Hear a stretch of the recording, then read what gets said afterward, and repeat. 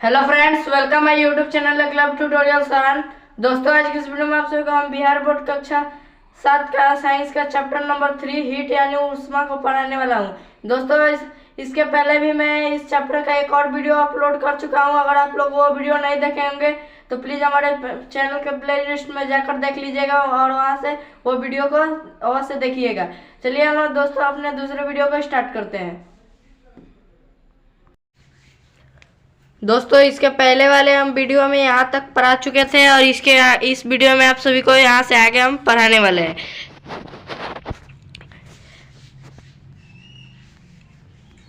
मोम के टुकड़ों का क्या होता है? जो मोम है उसके टुकड़ों का क्या होता है? क्या ये टुकड़े गिरना आरंभ कर देते हैं? क्या ये जो टुकड़े हैं वो गिरना आरंभ कर देते हैं? सबसे पहले कौन सा टुकड़ा गिरता है? यहाँ पे देखिए, एक यहाँ पे चित्र दिया गया है। इनमें कुछ मोम का टुकड़े यहाँ पे लगाया गया है और यहाँ पे एक मोमबत्ती है जिसे जला दिया गया है। और यहाँ पे पूछा जा रहा है कि मोमबत्ती का जो मोम है वो उसका टुकड़ों का क्या हो रहा है, और जो मोम है वो सबसे पहले उसमें से कौन सा मोम गिरा। इसके बाद देखिए,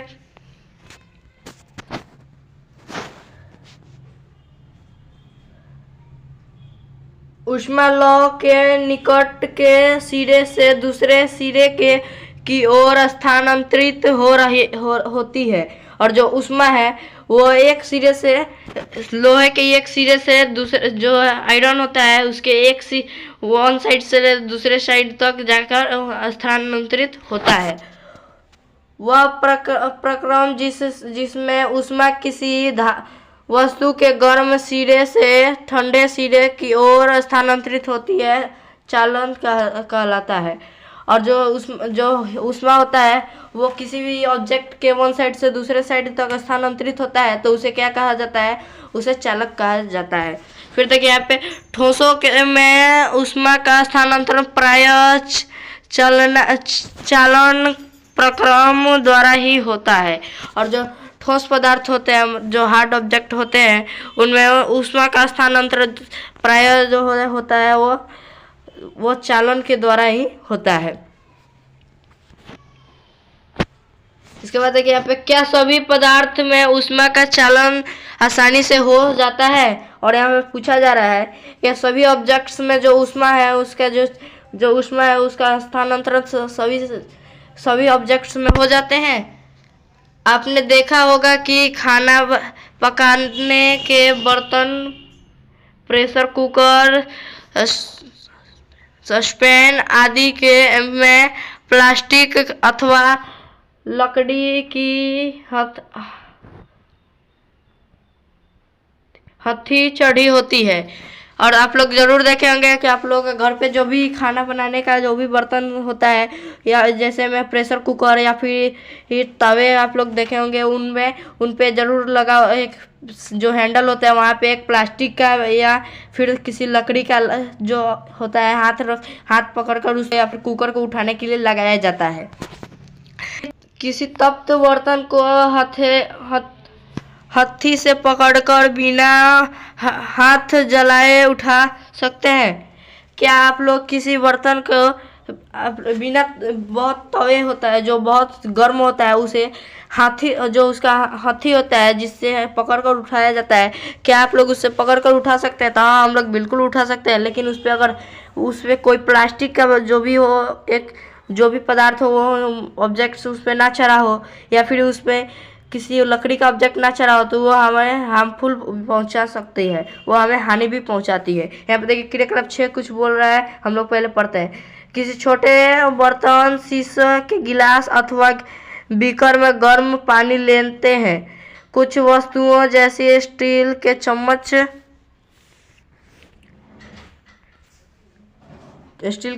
स्केल,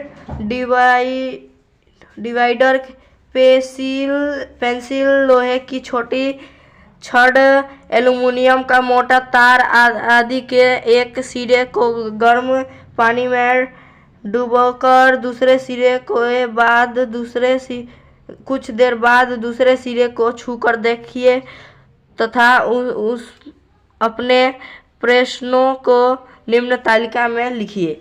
अब यहाँ पे देखिए कुछ कहा गया है, यहाँ पे एक तालिका है जिनमें यहाँ पे कुछ, अब यहाँ पे बताया जा रहा है कि आपको करना क्या है। आपको सिंपली एक गिलास या फिर कोई भी बर्तन लेना है, कांच का गिलास लीजिए या फिर कोई भी बर्तन। आपको उसमें क्या करना है, कुछ ऑब्जेक्ट्स को डालना है, जैसे पेंसिल्स हो गया, पेन हो गया, चम्मच हो जाएगा, फिर राउंडर हो जाएगा, इन सभी चीज़ों को डाल देना है। उसके बाद आपको कुछ देर बाद उनको छू कर देखना है कि उनमें से किसका सिरा जो है वो गर्म हुआ, किसका सिरा ठंडा हुआ। यहाँ पे देखिए, और यहाँ पे जो तालिका दिया गया है यहाँ पे भरना है। यहाँ पे वस्तु का नाम भरना है, फिर पदार्थ वस्तु जिससे बनी है, और आपका जो वस्तु है, जो ऑब्जेक्ट्स है, वो किस चीज़ से बनी है आपको यहाँ पे लिख देना है। क्या दूसरे सिरे गर्म हुए, आपका जो भी ऑब्जेक्ट आप डाले हैं, क्या उसके एक वन साइड से दूसरे साइड जो है वो गर्म हुआ, तो आप लोग गर्म हुआ तो यहाँ पे हाँ, यहाँ पे गर्म लिख दीजिएगा, या फिर नहीं हुआ तो छोड़ दीजिएगा। या फिर यहाँ पे बताना है क्या ये गर्म हुआ है या फिर नहीं हुआ है, तो हाँ नहीं करके आपको भर लेना है। फिर चलिए हम लोग आगे पढ़ते हैं।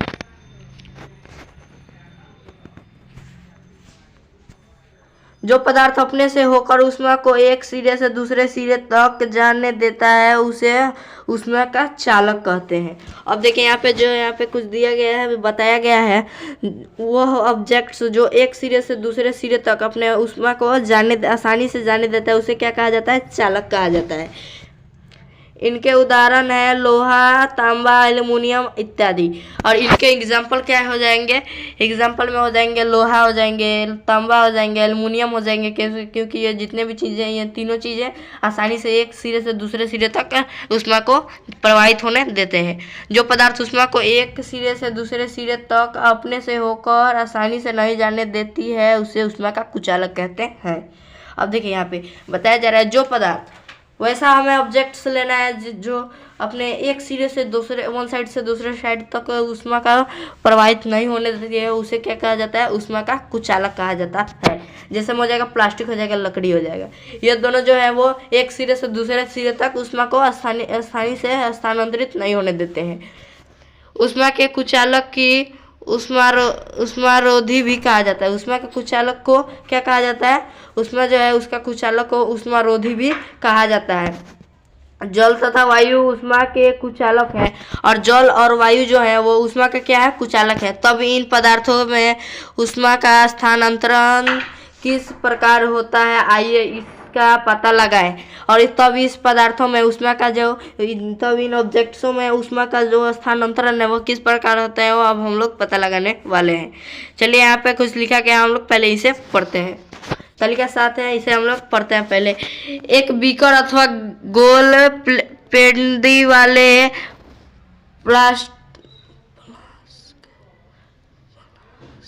फ्लास्क लीजिए, इससे जल से 2/3 भर दीजिए। आपको करना क्या है, एक बीकर अथवा एक गोल पेंदी वाला एक आपका बीकर, यहाँ पे एक इसके जैसे प्लास्टिक का बोतल ले लीजिए, या फिर कांच का बोतल ले लीजिए। उसके बाद आपको करना क्या है, या फिर बर्तन कोई भी ले लीजिए, इसे इसका जैसे इस प्रकार से गोल पेंदी है, इस प्रकार वाला चाहिए हमें। उसके बाद देखिए इसे इस प्रकार रखने के प्रबंध कीजिए कि इसके नीचे एक मोमबत्ती जलाई जा सके। और इसमें कुछ 3/3 पहले पानी भर देना है, 4/4 में 3/3 इसको पानी भर देना है। उसके बाद आपको ऐसे इसको रखना है जिसके नीचे एक मोमबत्ती लग जाए। आपको ये सिंपली एक स्टैंड करके इसको रख सकते हैं। जब फ्लास्क का जल स्थिर हो जाए तो स्टोव की सहायता से पोटेशियम परमैंगनेट का एक क्रिस्टल फ्लास्क की पेंदी पर रखिए। उसके बाद क्या करना है, एक पोटेशियम जब उसका जो फ्लास्क की जब जल शांत हो जाएगी तो आपको करना क्या है, एक पोटेशियम परमैंगनेट का एक क्रिस्टल लेकर उसमें इसके पेंदी पे में डाल देना है। अब क्रिस्टल के जलाकर जल को गर्म कीजिए। उसके बाद क्रिस्टल जो है यहाँ पे इसके ठीक नीचे मोमबत्ती को जलाकर जल को क्या करना है, आपको गर्म करना है। आपने प्रेक्षण को नोटबुक पर लिखिए और आपको जो भी आपको दिखाई दे रहा है यहाँ पे आपका जो भी प्रेक्षण दिखाई दे रहा है आपको अपने नोटबुक पर नोट कर लेना है या फिर लिख लेना है तथा चित्र भी बनाइए। और उसके बाद आपको चित्र भी बनाना है आपने किस प्रकार किया, तो आप लोग आसानी से ऐसा चित्र बना सकते हैं। चलिए हम लोग आगे पढ़ते हैं। जब हम जल को गर्म करते हैं तो लौ के पास का जल गर्म हो जाता है। जब हम लोग वाटर को गर्म करते हैं, वाटर को वार्म करते हैं तो जो है वो वाटर जो है क्या होता है, वो वार्म हो जाता है, गर्म हो जाता है।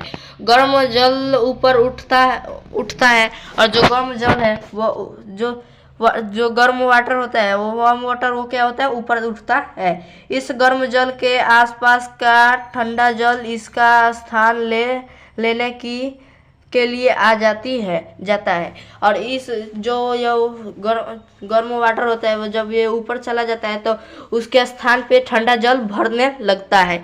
फिर यह जल भी गर्म होकर ऊपर उठती है तथा आसपास के जल फिर इसके स्थान पर आ जाते हैं। और जैसे ये जल गर्म होकर उठती है फिर इसके आसपास के जो भी जल होते हैं वो इसके स्थान पे आ जाते हैं। यह प्रक्रिया तब तक चलती है जब तक फ्लास्क का सारा जल गर्म ना हो जाए। ये प्रक्रिया जो है ये जब तक चलती है जब तक जो फ्लास्क है उसका जो वाटर है वह पूरा गर्म होकर ख़त्म ना हो जाए। ऊष्मा स्थानांतरण की इस विधि को संवहन कहते हैं। ऊष्मा स्थानांतरण की इस विधि को क्या कहते हैं, संवहन कहते हैं। फिर हम लोग देखें आगे पढ़ते हैं। यहाँ पे दिया गया है वायु में ऊष्मा का स्थानांतरण किस प्रकार होता है, धुआं की किस दिशा में जाता है और वायु में स्थानांतरण किस प्रकार होता है और जो धुआं है वो किधर जाता है, हमें ये सभी पढ़ना है। चलिए हम लोग पढ़ते हैं। यहाँ पे दिया गया है वायु भी जल की तरह सबसे पहले लौ के पास गर्म होकर ऊपर उठती है और ऊष्मा पास ही की हवा फिर उस स्थान पर आ जाती है और यह संवहन की प्रक्रिया चलती रहती है। आपने विचार किया पुष्टि के लिए क्रियाकलाप पर कर सकते हैं। उसके बाद देखिए आप लोग आसानी से यहाँ पे क्या करना है, वायु जल जब जिस प्रकार जो जल है गर्म होकर वहाँ की स्थान छेक लेती थी उसी प्रकार वायु भी गर्म होकर जब ऊपर उठता है तो जो ठंडी वायु होती है वह उसके स्थान ले लेती है। फिर इसी प्रकार से यह प्रक्रिया चलती रहती है। यह भी प्रक्रिया सेम संवहन की ही होती है। और आप लोग को अगर विश्वास नहीं होता है तो आप लोग ऐसा इस चित्र के जैसा आप लोग करके देख सकते हैं। जैसे यहाँ पे एक चित्र बनाया गया है जिस प्रकार से यहाँ पे रखा गया है, टांगा गया है। फिर आपको यहाँ पे मोमबत्ती जला देना है, यहाँ पे एक पेपर को लटका देना है, फिर इसको नचा देना है आपको। तो आप लोग देखिए जैसे पेपर नचेगा यहाँ पर का गर्म जल उड़ जाता है और सिंपली आपको यहाँ से ठंडा जल को भर देना है। यहाँ पर नचाइए या फिर इसको बांध कर रख दीजिए। आपको करना क्या है, जैसे आप बांधिएगा तो देखिएगा गर्म जो हवा है वो एक साइड से जैसे ऊपर जाएगी तो ये जो पेपर का जो ये आपका पेपर है वो एक साइड से ऊपर हो जाएगा। जैसे गर्म और ठंडा हवा जैसे आएगी तो ये पेपर फिर से अपने बराबर आकार में आ जाएगा। इसके बाद देखिए अब हमें यहाँ पे देखना है, यहाँ पे हमें कुछ पढ़ना है। ध्यान दीजिए ऊपर की ओर की वायु संवहन द्वारा गर्म होती है और ऊपर की जो वायु है वो कैसे गर्म होती है, संवहन की द्वारा गर्म होती है। इसलिए नली के ऊपरी सिरे के सामने वाला हाथ या मोमबत्ती की लौ के ऊपर वाला हाथ अधिक गर्म का अनुभव करता है। उसके बाद ये क्या होता है, आप लोग कभी मोमबत्ती जलाइएगा तो जिस प्रकार से यहाँ पे जो हाथ से ये ढके हैं तो सबसे ज़्यादा ये हाथ गर्म नहीं होता लेकिन सबसे ज़्यादा ये हाथ गर्म होता है क्योंकि वायु जो है वो गर्म होकर ऊपर की ओर फैलती है।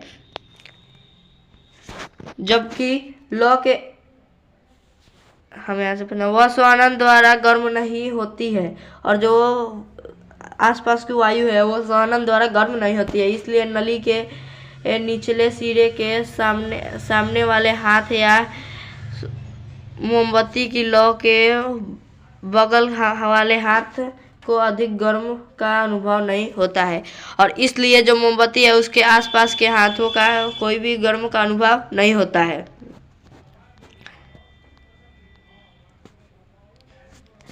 इन दोनों प्रकार की समीर का कारण संवहन ही है, और यहाँ पे जो भी दो प्रकार के समीर दिए गए हैं इन दोनों के कारण संवहन ही है। जब जाड़े के दिन में धूप में बैठना पसंद करते हैं, क्यों? जब हम जाड़े के दिनों में धूप में बैठना पसंद करते हैं, ऐसा क्यों? आगे हम लोग पढ़ेंगे। सूर्य से हम तक ऊष्मा की किस प्रकार पहुंचती है, और सूर्य से हम तक ऊष्मा जो है वह किस प्रकार पहुंचती है, ये भी हम लोग को पढ़ना है। यह चालन अथवा संवहन द्वारा नहीं होता है, और ये जो है सूर्य से जो भी ऊष्मा हमारे पास आती है यह चालन या फिर संवहन द्वारा नहीं होता है, क्योंकि इन दिनों प्रक्रमों से ऊष्मा प्राप्त करने के लिए माध्यम की आवश्यकता होती है, और इन लोग ये दोनों जो है प्रक्रमों को ऊष्मा से प्राप्त करने के लिए माध्यम की आवश्यकता होती है। तारे, सूर्य और पृथ्वी के बीच कोई माध्यम है, कोई माध्यम है। इसका मतलब क्या सूर्य और पृथ्वी के बीच कोई तो माध्यम होगा जिसके कारण जो सूर्य का प्रकाश वो पृथ्वी पर आता है। अधिकांश भाग निवर्त है, और अधिकांश भाग जो है वो निवर्त है। वायु ऊष्मारोधी है, और जो वायु है वो क्या है? ऊष्मारोधी है। अतः सूर्य के से पृथ्वी तक ऊष्मा आने का एक अन्य प्रक्रम विकिरण है। उसके बाद देखिए, जो सूर्य से पृथ्वी तक आने का ऊष्मा, जो भी ऊष्मा आता है वो किसके कारण आता है? अन्य एक प्रक्रम जो है वो क्या है? वह विकिरण है। विकिरण के द्वारा वो आ जाता है। विकिरण द्वारा ऊष्मा स्थानांतरण के लिए किसी माध्यम की आवश्यकता नहीं होती, और विकिरण द्वारा जो भी हम स्थानांतरण करते हैं उसके लिए हमें क्या होता है? उसमें किसी भी माध्यम की आवश्यकता नहीं होती, वो बिना माध्यम के ही उसमें स्थानांतरण हो जाता है। माध्यम हो या ना हो, विकिरण द्वारा ऊष्मा प्राप्त होती है। उदाहरण के लिए अंगूठी, हीटर, चूल्हे,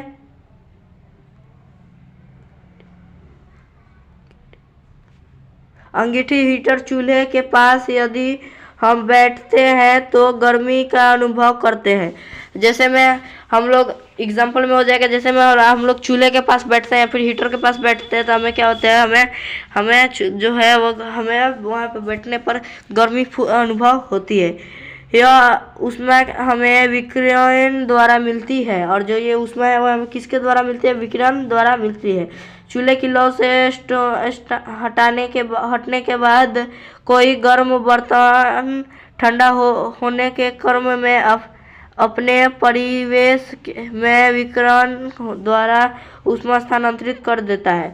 अब देखिए, कोई बर्तन अगर हम लोग चूल्हे पर रखते हैं और या फिर खाना बनाते हैं तो वो पहले तो गर्म होता है, लेकिन रख देने के बाद वो कुछ देर बाद वो जो है वो ठंडा हो जाता है, और क्योंकि उसमें ऊष्मा का स्थानांतरण हो जाता है।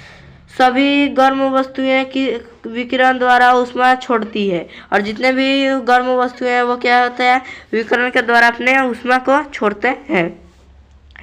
विकिरित करते हैं या विकिरण प्रकाश के किरणों के रूप में होता है, जिन्हें हम देख नहीं पाते हैं। और जो विकिरित का जो होता है, हमारा जो वस्तु में से गर्म विकिरित होता है, वो जिसे हम लोग विकिरण प्रकार के किरणों के रूप में हो जाता है, भाप के रूप में हो जाता है, और उसे हम लोग ज़्यादातर देख नहीं पाते हैं। भाप ज़्यादा अगर निकलता है उसी समय हम लोग देख पाते हैं। जैसे चावल बनता है उस समय जो भाप निकलता है उस समय आप लोग देखे होंगे। यह विकिरण जब किसी वस्तु से टकराती है तो कुछ भाग बहुत वस्तु द्वारा अवशोषित कर लिया जाता है।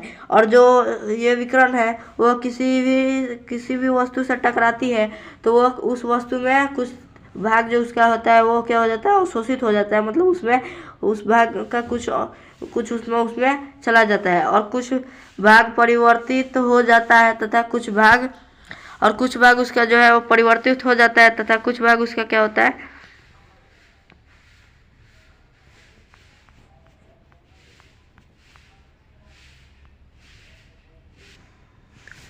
फिर कुछ जो इसका कुछ भाग है वो परिवर्तित हो जाता है। खिड़की में लगा कांच इसका उदाहरण है। और खिड़की में जो कांच लगा होता है वो इसका क्या हो जाएगा, उदाहरण हो जाएगा। इस किसी कांच लगी खिड़की के पास अपना हाथ रखिए जिससे होकर धूप अंदर आती हो। और आपको किसी भी विंडो के पास जाकर आपको क्या करना है, वहाँ पे अपना एक कांच का जो भी एक खिड़की होगा वहाँ पे जहाँ से सूर्य का प्रकाश अंदर आता हो वहाँ पे आपको क्या करना है, अपना हाथ लगा देना है। क्या आप गर्मी का अनुभव करते हैं? क्या आप लोग गर्मी का अनुभव करते हैं? तो बिल्कुल आप लोगों को गर्मी फील होगी।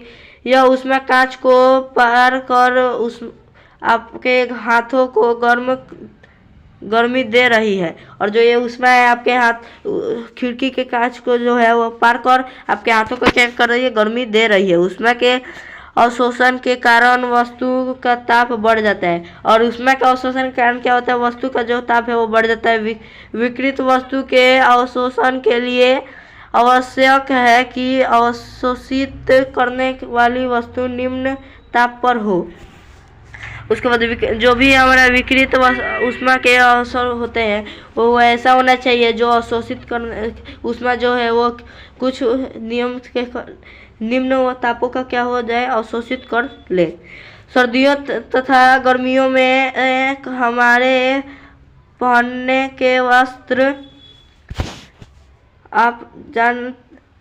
सर्दियों तथा गर्मियों में हमारे पहनने के वस्त्र क्या होते हैं, हम लोग यहाँ पे अब पढ़ने वाले हैं।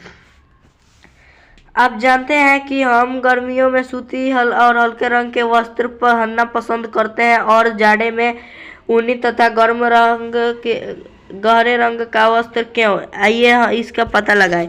आप लोग जानते हैं, आप लोग जो समर सीजन है उसमें हल्के रंग के सूती या फिर कपड़े के पसंद करते हैं और कभी जाड़े में ऊनी तथा गर्म कपड़े पहनना पसंद करते हैं। इस क्रियाकलाप में आप यह निष्कर्ष निकाल सकते हैं और इस क्रियाकलाप में आप लोग निष्कर्ष निकाल सकते हैं क्या ऐसा क्या होता है कि गर्मी में सफ़ेद या हल्के रंग के वस्त्र अधिक आरामदेह क्यों प्रतीत होते हैं। गहरे रंग के पुष्ट अपेक्षाकृत अधिक ऊष्मा अवशोषित करते हैं। अब आपको यहाँ पे पता चल जाएगा कि क्यों गर्मियों में हम लोग सफ़ेद या फिर हल्के रंग के वस्त्र क्यों पहनते हैं, या फिर जो मोटे कपड़े होते हैं या फिर जो ज़्यादा ऊष्मा को अपने अंदर अवशोषित करते हैं उनसे क्या होता है। इसलिए सर्दियों में गहरे और जो ऊष्मा जो ज़्यादा ऊष्मा अवशोषित करते हैं उसे हम लोग इसलिए जो है वो हम लोग उसे सर्दियों में पहनते हैं कि हमें ठंडी ना लगे। पहनना हमें सुखद लगता है और जो हमारे इसलिए यह हमारे गहरे रंग के कपड़े हमें क्या होते हैं वह सर्दियों में पहनना सुखद लगता है। सफ़ेद तथा हल्के रंग के वस्त्र अधिकांश ऊष्मीय विकिरण को परिवर्तित कर देते हैं और जो भी हमारे जो गर्मियों में सफ़ेद और हल्के रंग के जो भी कपड़े होते हैं वो ऊष्मा को क्या करते हैं, विकृत कर देते हैं। सर्दियों में ऊनी वस्त्र हमें उष्ण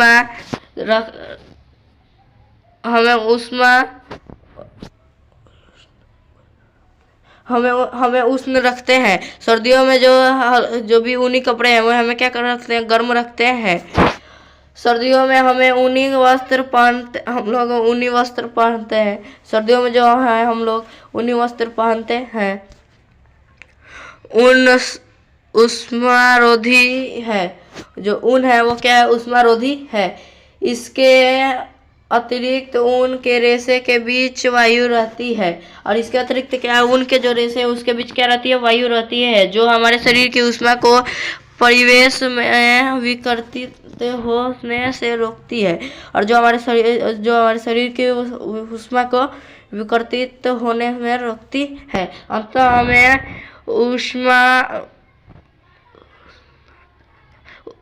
हमें उष्णता का अनुभव होता है। अधिक सर्दी में हम एक मोटे कंबल की अपेक्षा दो अपेक्षाकृत पतले कंबल को एक के ऊपर दूसरे को डालकर ओढ़ना पसंद करते हैं, क्योंकि दोनों कंबल के बीच वायु की परत है। तो आज इसी के साथ ये हमारा वीडियो जो है ख़त्म होता है। ये हमारा चैप्टर भी आज ख़त्म हो गया। अगले वीडियो में इसका हम लोग क्वेश्चन आंसर करा देंगे। अगर आपको ये वीडियो पसंद आई है तो प्लीज़ वीडियो को लाइक कीजिएगा और चैनल को सब्सक्राइब कर लीजिएगा। तो चलिए हम लोग अगले वीडियो में मिलते हैं।